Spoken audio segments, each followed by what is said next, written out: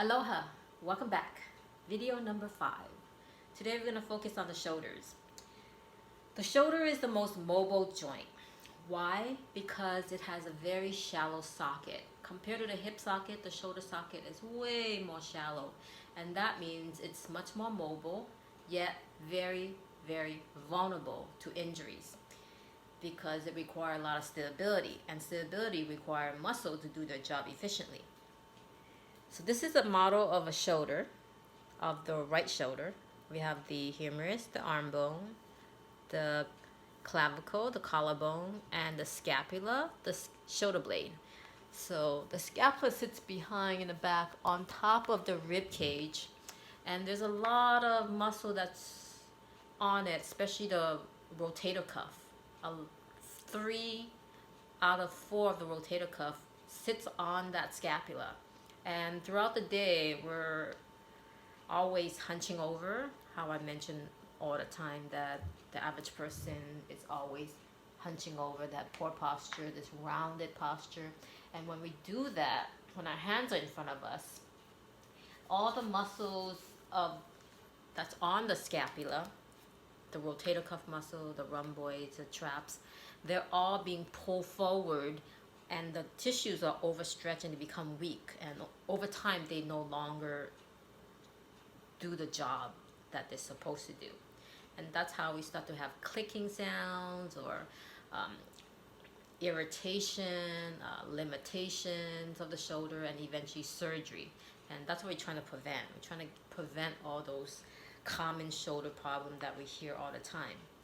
Just like a car requires maintenance for the wheel alignment, and pressure, air pressure for the tire, our body requires the same thing. We can't see it, neither can we see a car for the wheel alignment and the air pressure, but we know we need to check it and make sure it's has good maintenance, that it's all even. If not, we're gonna have problem with the car tire. The tire wears out more, right? The shoulder is the same way.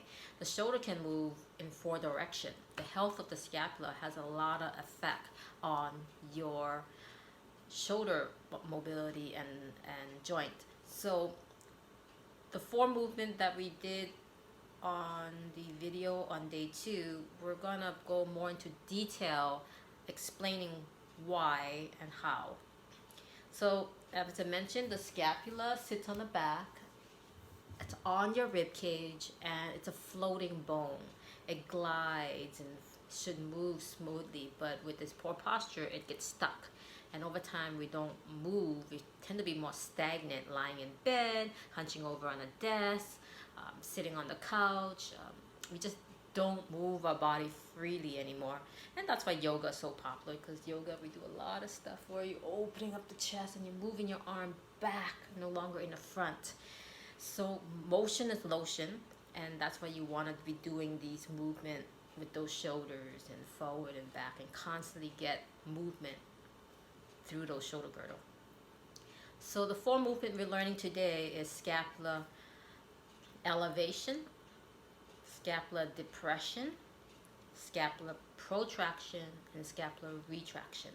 So the arm is kind of heavy, and if we don't move efficiently with those muscles that's supposed to do the work, the tendency is the arm want to come in and do the work along that process, and most people don't even know they're doing it. The shoulder creeps up, or the arm just want to take over.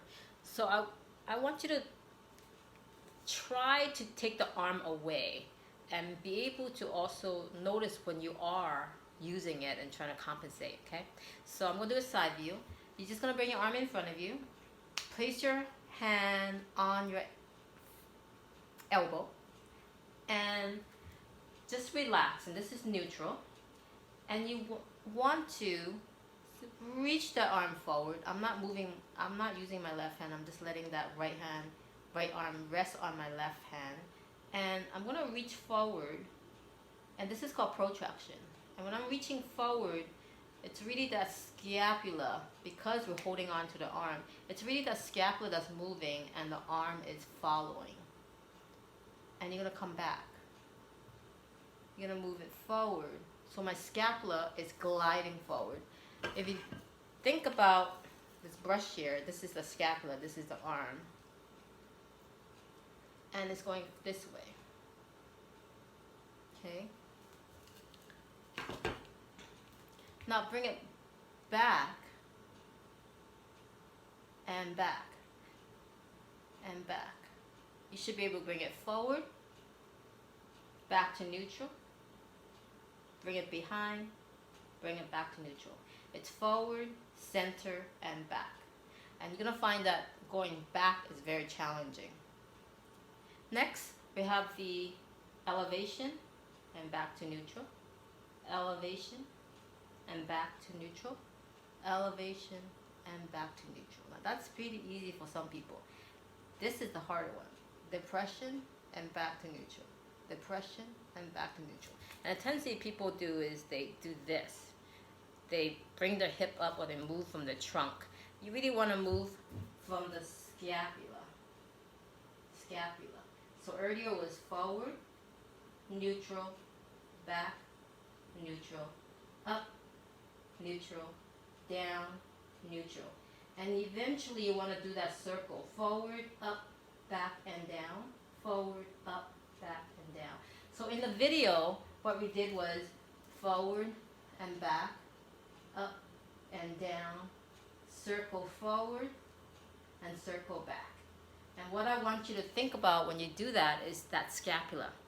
Moving more from the scapula and not from your arm. I hope this is helpful. Go ahead and try it out.